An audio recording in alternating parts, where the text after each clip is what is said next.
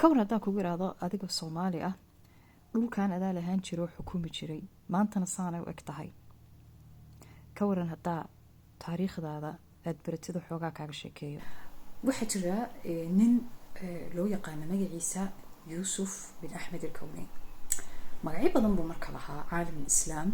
waxaa kamid ahaa Abu Barakaat al-Barbari. marka wuxuu ahaa sheekh suufiya oo caana. Soomaalida marka waxay u taqaanaa Abu Barkhatle.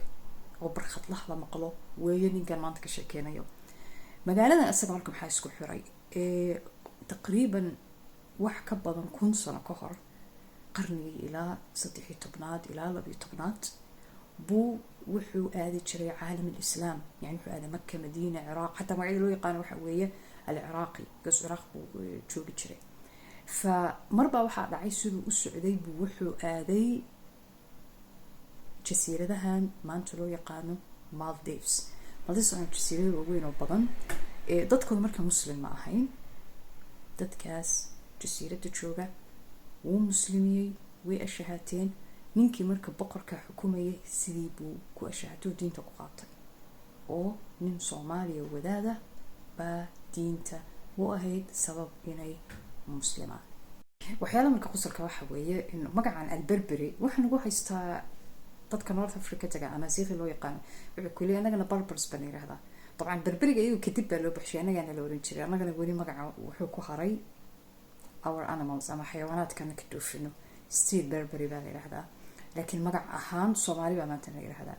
laakiin waaba waxaa jiray in loo yaqaanay Berbers ama dadkii Berberska loo yaqaanay.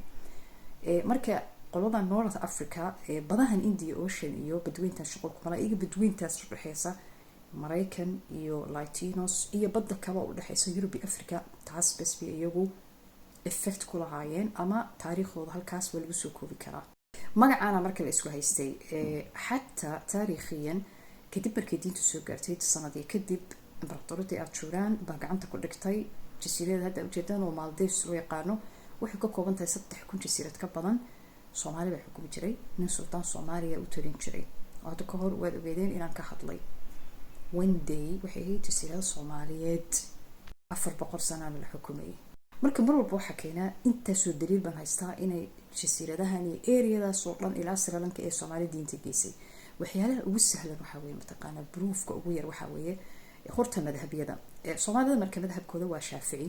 maabkan hadda aad u jeedaan waa madhab al-caalam al-islaam wuxuu adduunka madhabaysta. anaga iyo Maldives iyo dad badan oo Asiana kufurta Asia daga waxay haystaan madhabka Shaafici. saa u jeedaan buluuga weeye. okay maabka sida u jeedaana Africa Northkiisa ilaa Central Africa dhinaciisa waa Xanafi.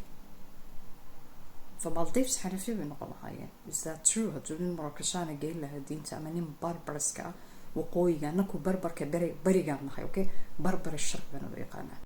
daliisha marka labaad waxa weeye caalamka. okay Maldives طبعا maanta anaga iyaga kaligood muslima adduunka 100% oo sunniya. يعني عالم الإسلام ودن مالديفز وسومالي بس بقول مسلم سنية. أوكي عالم كمالديفز بمعنى عالم كمالديف ما أنت اللي يهين وهذا same عالم كأي وطن يمنك صوفي ضاء سومالي ضاء سيفي عن وركة مش لقى حدا يفهمتين effectiga kulleeyihiin Soomaalida adduunka ee kula haan jireen. marka inta sarweyna in sheego ma laga yaabaa marka inaan iraahdo Maldives annaga iskale